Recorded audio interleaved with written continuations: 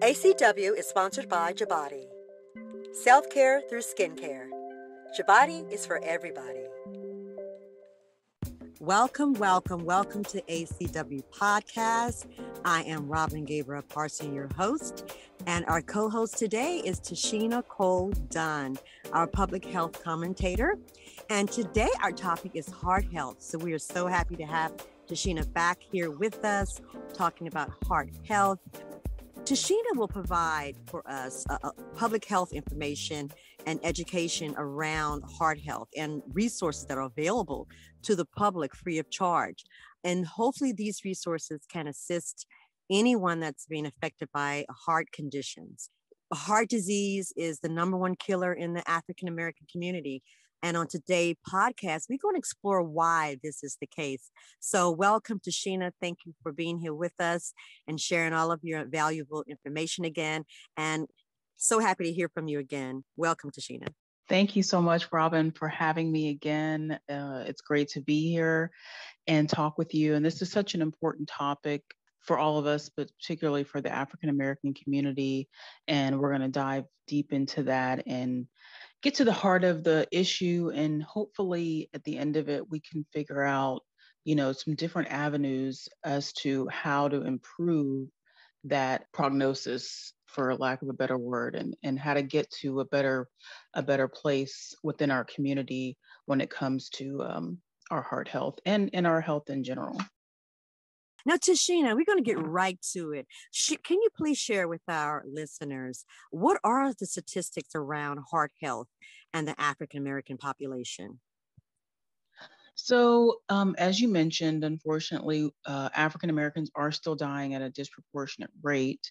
And there was a study done a few years ago in 2017 by the American Heart Association, and they found that there was a greater incidence and a greater prevalence and a mortality. So all three of those factors were found to be higher in African Americans for cardiovascular disease.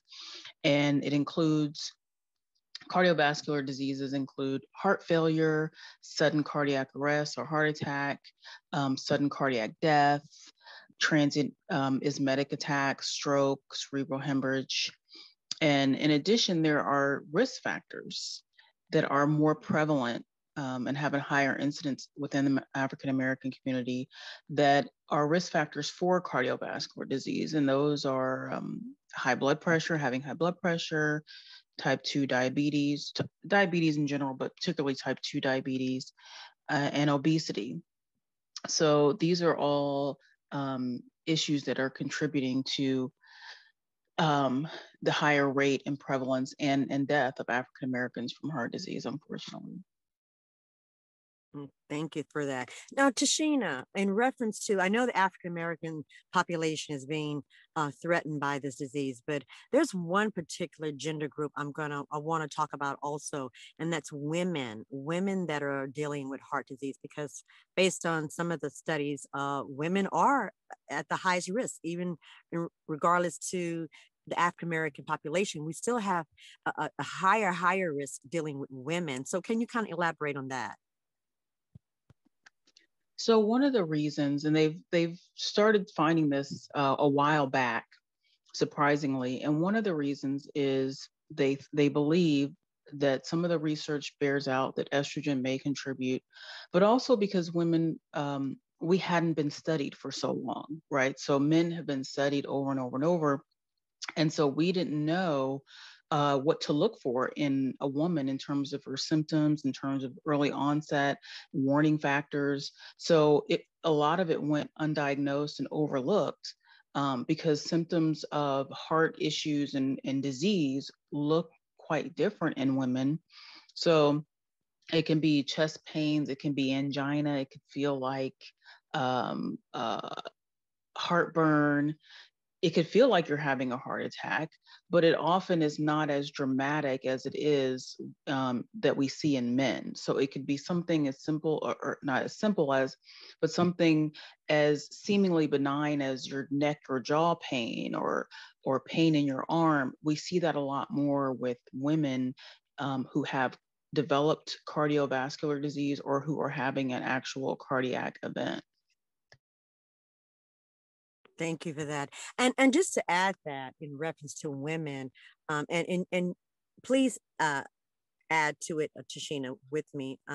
Do you find that because women have taken on a different role in our society that, now that we're out in the workforce and we have so many demands, is also a case in reference to why women are being diagnosed with the highest risk or the highest risk population also? Yes, that's definitely a factor, right? So years ago, when women were staying home more, the stress was a lot lower. I mean, it was different. So it's not necessarily um, lower overall, but it's a different kind of stress when you go out into the workplace and you interact with people and you're an income earner. And a lot of women are not just income earners, but they're sole income earners or they're the primary income earners. So that, and they're still, bearing the children and raising the children and having a lot of the responsibilities at home. So that does add a stress factor. And as we know, stress is a contributing factor to all disease, and heart disease is no different in that. And then you, of course, have our diets, which play a huge role in what we eat now versus what we ate, 40 and 50 years ago. And women certainly are, included in that. And as you're entering the workforce and you're entering all these different circles that women weren't usually in, where our exposure is much higher among all facets. But the main thing really is that's contributing to it is the stress and the fact that we overlook our symptoms and overlook early onset of the disease. And so it often can go undetected and unnoticed. Now, is heart disease a genetic thing, Tasheena? There is a genetic factor, Robin, yeah. As they found with a lot of diseases, there often is some, even if it's small, some genetic component. And so some of the heart diseases that they found are maybe one or a few genetic changes that may have a very strong effect. There are some that are monogenetic, so it's just one gene that's affecting the individual and it's causing more uncommon disorders that you don't see very often.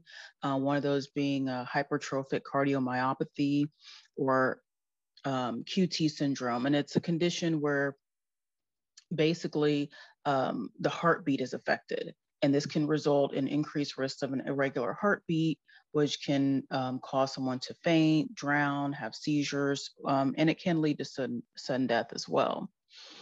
Another example of a genetic component of heart cardiovascular disease is familial hypercholesterolemia. And that's when you have just a very high cholesterol level. And that can lead to high cholesterol is a contributing factor to cardiovascular disease. And so what we call premature is if it's showing up before the age of 50. Most cases of coronary artery disease are polygenetic. So there's multiple genes involved. And just a few years ago, researchers had identified about 67 different sites in the DNA sequence that increase heart attack risk. So you can have 0, you can have 1, you can have multiple copies. Basically, the more copies you have, the more potential for mistakes to happen and there to be issues in terms of your genes and leading to cardiovascular disease. So the more copies of these bad, for ease of term, these bad genes, these bad markers, the higher your risk for cardiovascular disease is going to be. Wow, that's so interesting that your genes or genetics plays a major, major role. Now, based on research, why is it that African Americans are being affected with heart disease more than any other ethnic group? So, Robin, this goes back to some topics that we've touched on before and that you've touched on in some of your other podcasts. It's multi-layered, it's multifaceted. There's often never one contributing factor, right, when it comes to disease or any type of health issue or any major issue in general, but certainly when it comes to a major health issue, It's multifaceted. And with African Americans, some of the key factors are poverty, joblessness, educational attainment, housing quality, pollution in the environment, the availability and accessibility of nutritious food, how walkable their neighborhoods are, how much violence there is in the neighborhood, access to parks and green spaces, how socially connected African Americans are in their community, and a host of others. Access to quality care, of course, is a huge one. So African Americans are twice as likely to live in poverty as their white counterparts. Education is a huge one. So we tend to be, have less education than our counterparts, white and Hispanic and Asian. Education has really been shown to be a huge contributing factor and a risk factor for many diseases. And those are related to mental health as well as physical health, and heart disease is a huge one. There was a study that actually demonstrated that the mortality that was attributed to limited education was similar to someone who was a current smoker versus a former smoker. So that was a really kind of an eye-opening finding, to just see how strong of a factor education plays. And one of the big reasons is because if you are getting that education, then you typically are going to have some of these other things that I mentioned before. So you're not going to be at the poverty level. You're going to have access to nutritious food, so all those things sort of go hand in hand. Nothing really is parceled out, but education was found to be a major contributing factor when it comes to the mortality of African Americans. I find that to be interesting. Thank you for that. That education plays a major role.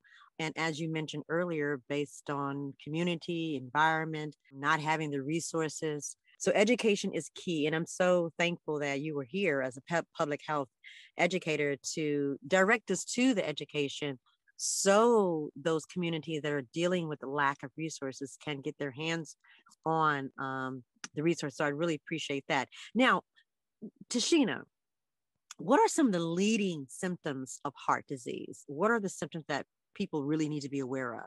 Or is it one of those just quiet, silent type of diseases that you don't really know about until you are forced to go to the hospital? And sometimes it's too late. So what are some of the symptoms of heart disease?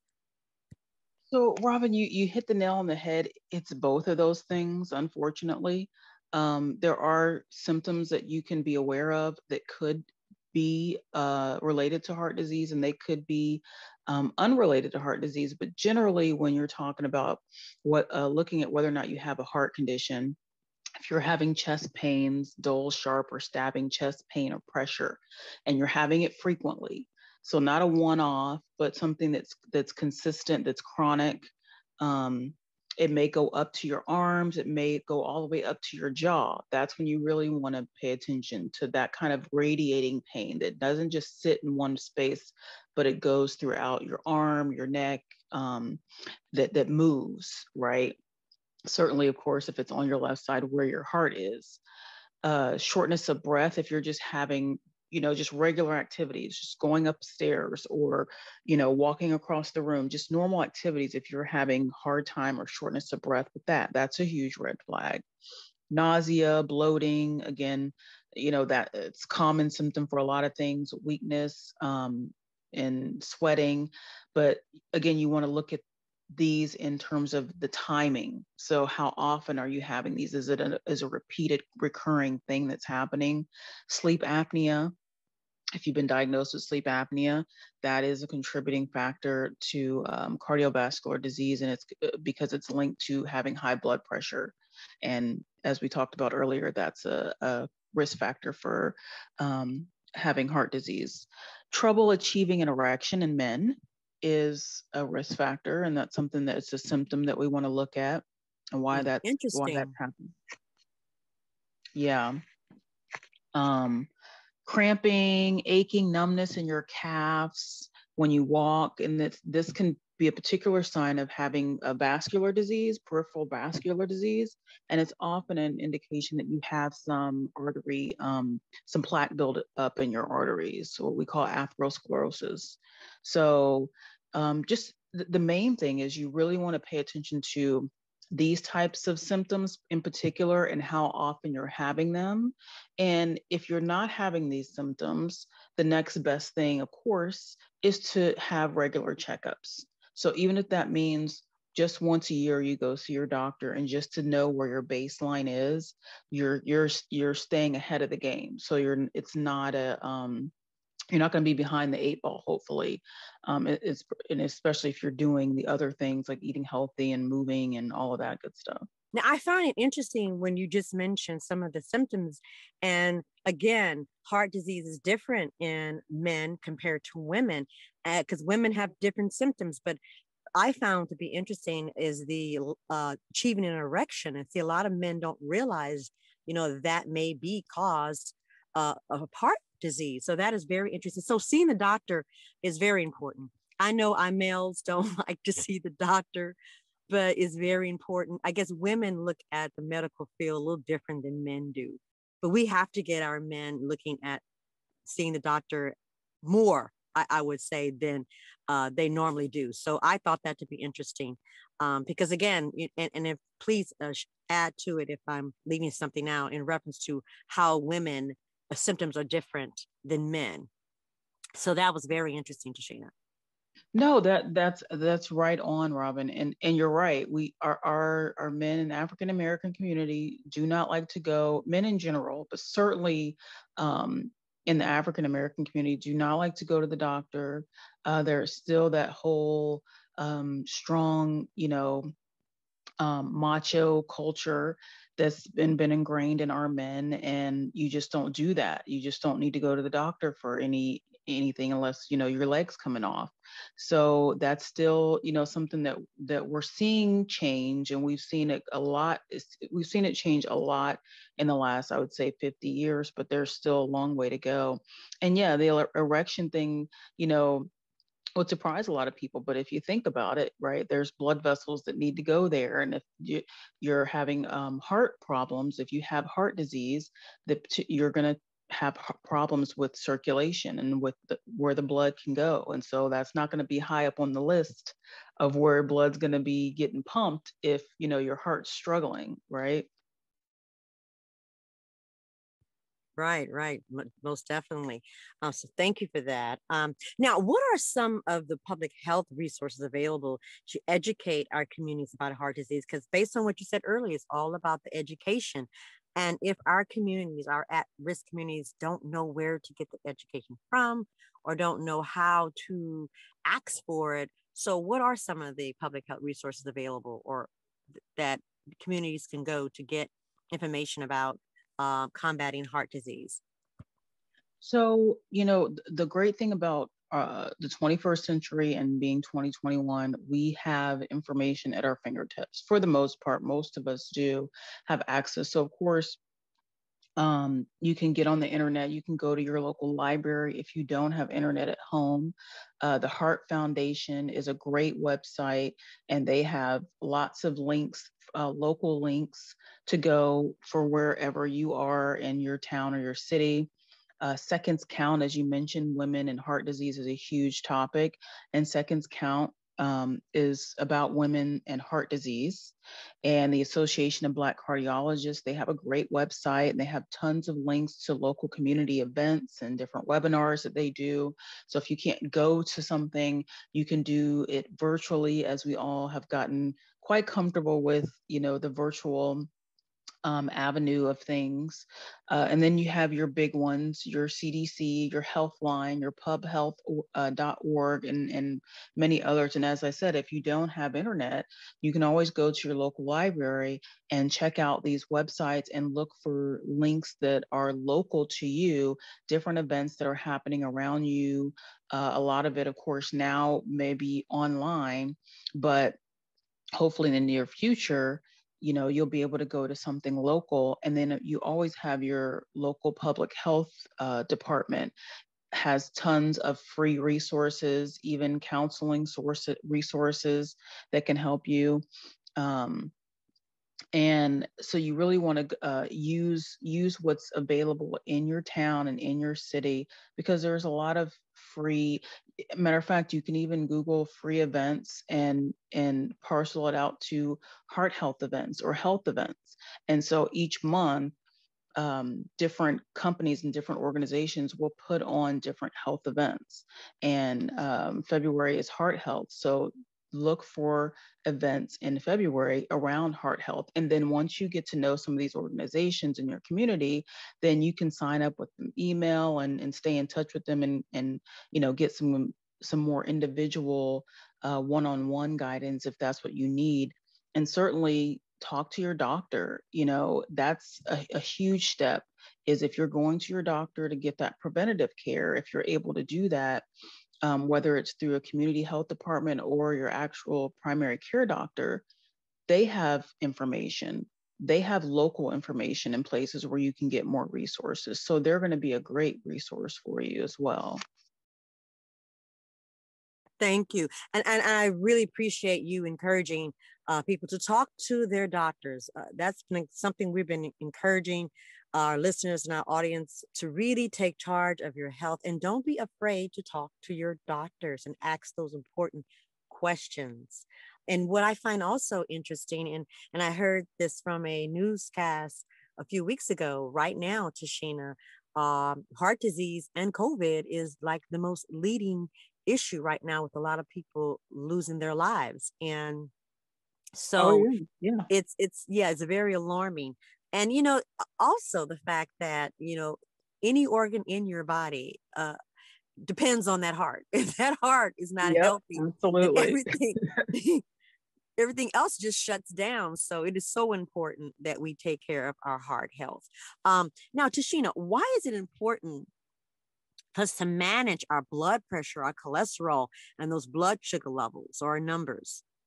Robin, it's so important because those are contributing factors to cardiovascular disease and a lot of other diseases. So those are the things, and they're so, I shouldn't say, maybe not easily, they're so well within our realm of control, right? So it's important because not only do they lead to heart disease, but because they can lead to other diseases as well.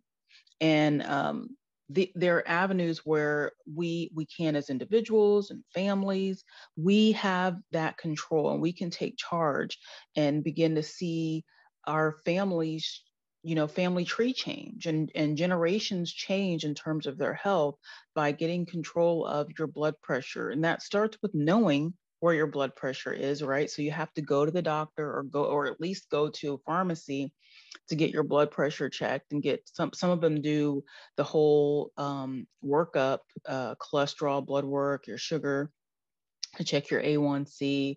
But you can certainly go to your doctor and go to your local health department and get those baseline numbers and know where you are, so you can know what action you need to take.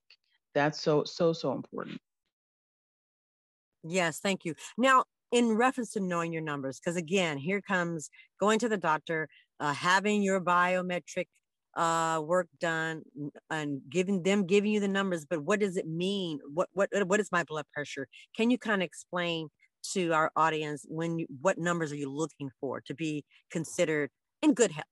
And I know numbers have changed based on people's body type, but what is considered the most normal blood pressure and consider yourself okay? So the standard is still 120 over 80. If you can be under 120, that's golden. So 110, 105 is even great. Over 60 or so. But 120 over 80 is sort of like the bullseye where you want to be, and you don't want to, go too much higher than that. That's when you start to, it starts to get a little concerning in terms of your blood pressure and your cholesterol. The target, they give you a general number of 200, but that's your HDL. So that's your good cholesterol, and then your LDL, which is your bad cholesterol, and your triglycerides. So if you are like me, and I have high HDL, which is the good cholesterol, my number can often go over 200 and typically is over 200. But if you have to look at the whole picture. So triglycerides is going to be the amount of fat. So you want to keep that number, I believe, at or around 60. I could be off on that one. And your HDL, you want that to be higher than the LDL. So the LDL, you want that number to stay low. So anything under 100 HDL, you want that to be 100. 100 is great for your HDL, or 80, 90, 100. But you don't want your LDL to match that. You want to keep that number low. So the overall cholesterol number that they look for is 200, but they look at the actual, what that's made up of. And so, your doctor will give you a full picture of that. And then your blood sugar, your fasting blood sugar is ideal if you can get that done to where you don't eat for 12 hours and they test that. Your A1C, how much glucose is circulating in your blood at the time that they draw your blood. And that tells you how well your body is pumping out insulin, how well your pancreas is working, right? So that'll give you a picture as to whether or not you are what we call in a pre-diabetic stage, if you're in a pre-diabetic stage, or if you're before that, which is insulin resistant. So you can be insulin resistant and then develop pre-diabetes, and then diabetes comes. So knowing your blood sugar levels, knowing your cholesterol levels is all going to help give you that full picture, because as we know, diabetes, which has to do with our blood sugar, is a leading contributor to having cardiovascular disease. Wow. That's so interesting how all that is connected. So it's very important that we pay attention to our health. And I can't begin to encourage people, when you go to the doctor, please ask those important questions. Again, they work for you. You have to be vigilant and ask those important questions. So thank you for sharing those numbers with us.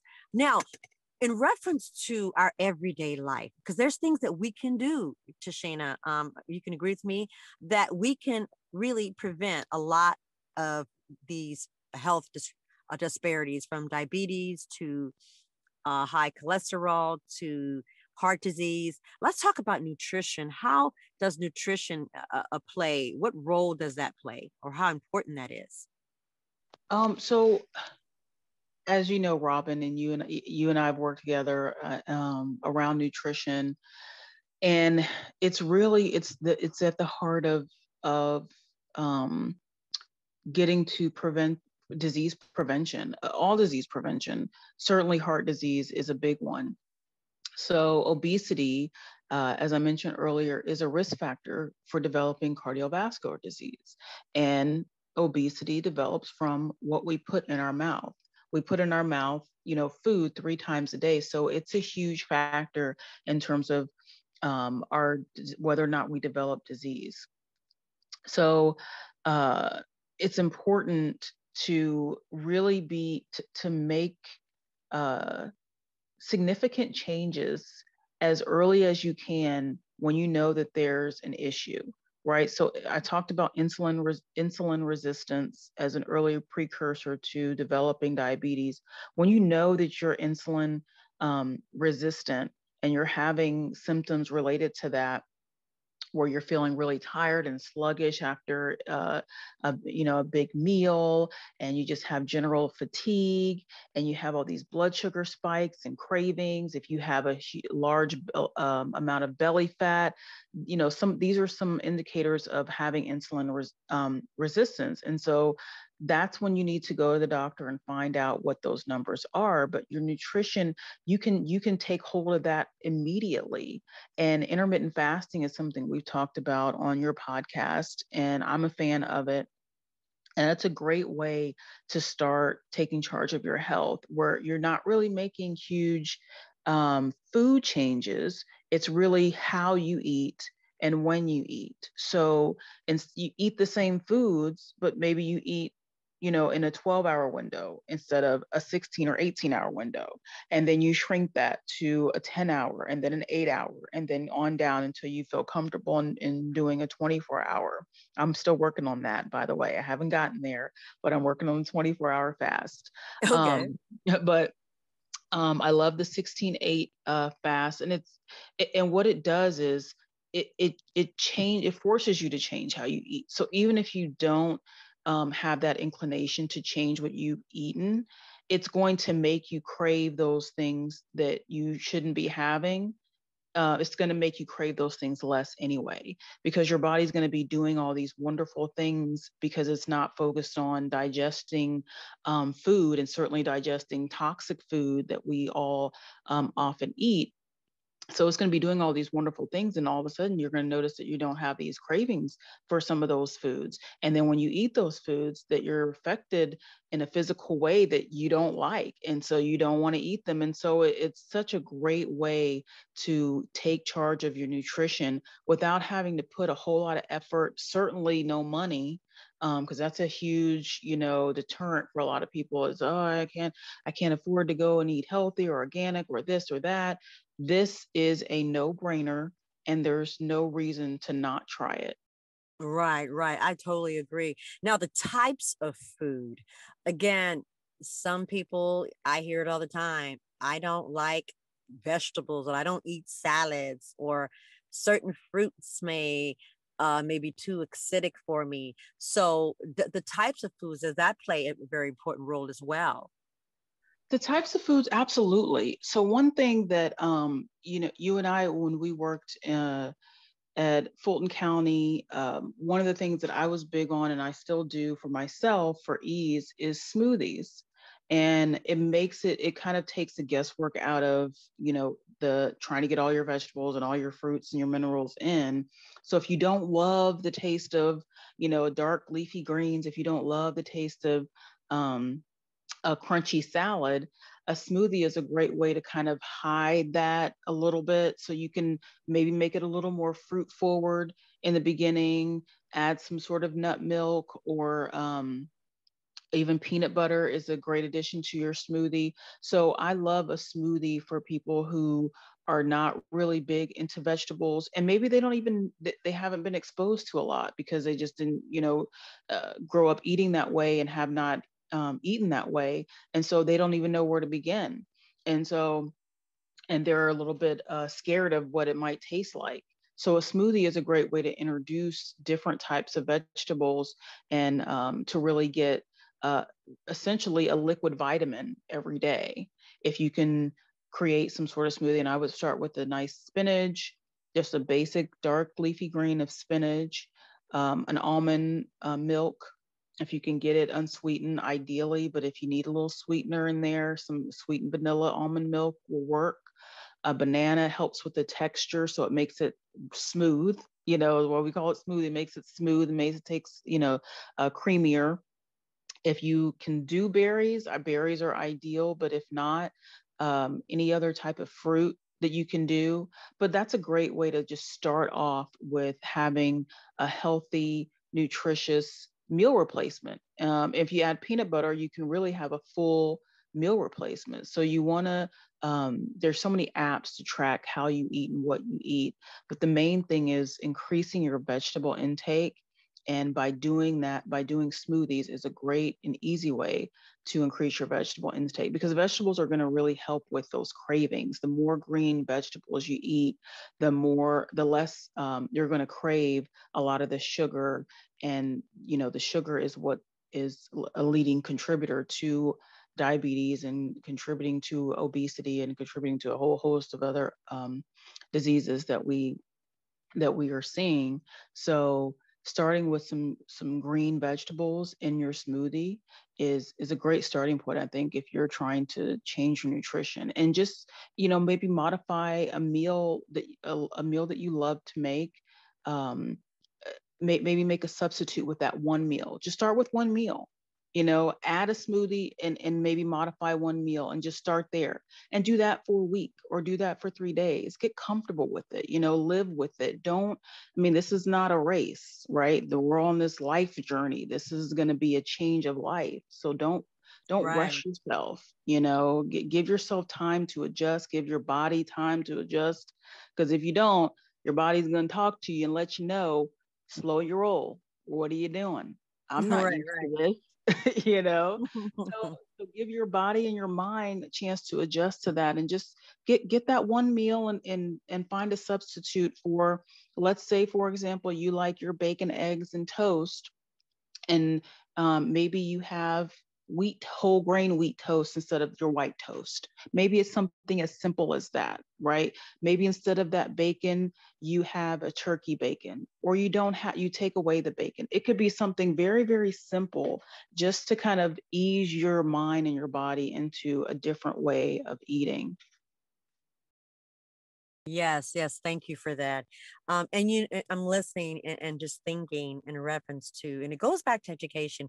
And I really feel, Tasheena, that if an individual is introduced to healthy eating at a very, very, very young age, they don't really have to concern themselves with growing or going through life, um, being afraid of eating uh, healthy food. If they are introduced at the age of 3, 4, as they go through life, it should be an easy uh, habit for them to be able to eat healthy. And again, and this is just me adding my input into introducing at a very young age how to eat healthy, so they don't be a risk factor for them in reference to developing heart disease, regardless if it's genetic. I just feel like even though it's genetic, a lot of times you can change your outcome Oh, based 100%. on, yeah, 100%. just based on being introduced, exposed to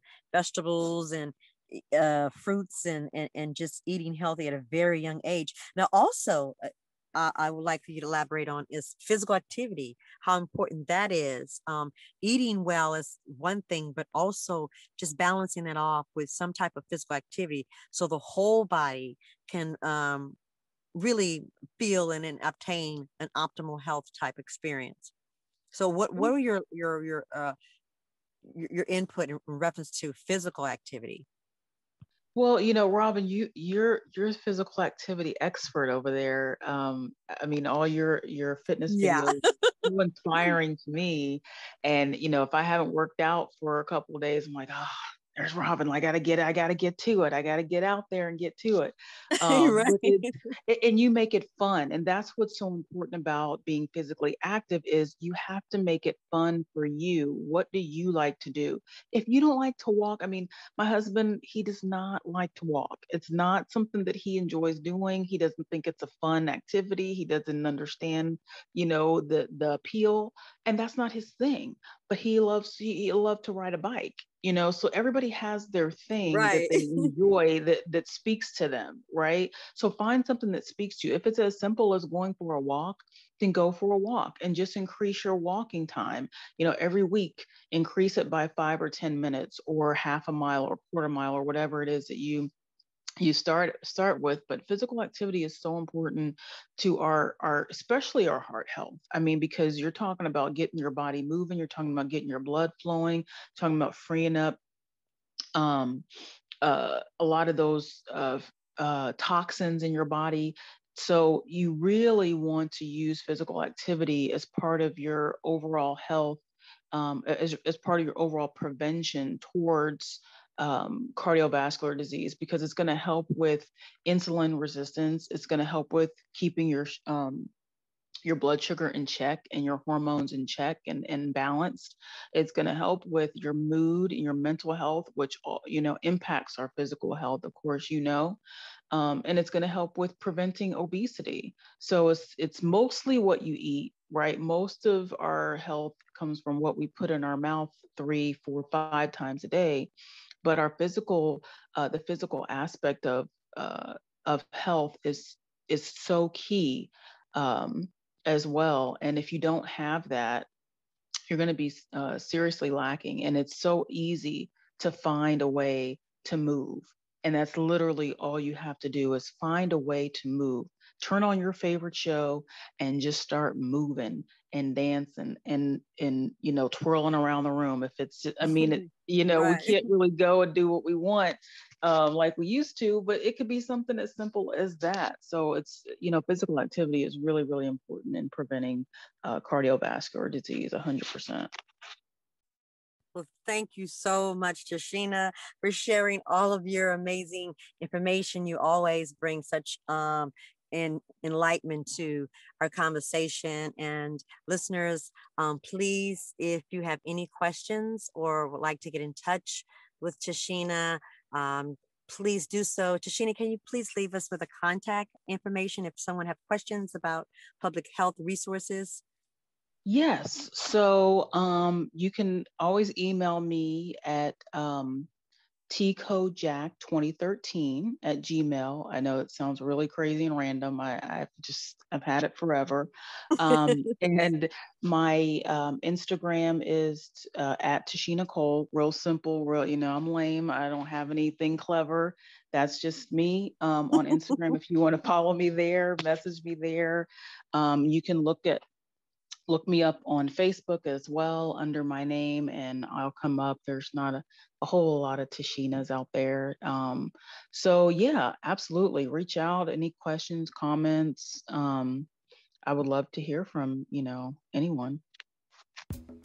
Thank you, Tasheena. Well, everyone, I hope we were able to bring you some valuable information on heart health. Again, we encourage you to stay healthy, stay focused, stay enlightened. So again, I appreciate you joining me on ACW Podcast. Until next time, everyone, please live life with purpose, intention, and love. And thank you, Tasheena. Thank you so much, Robin. ACW is presented by Partnerships in Fitness, a fitness and health and wellness consulting group, building strong minds and bodies, and empowering one community at a time. Please follow us on Instagram and Facebook, and subscribe to our PIF NOLA YouTube channel, and leave questions or comments. ACW is sponsored by Jabati. Self-care through skincare. Jabati is for everybody.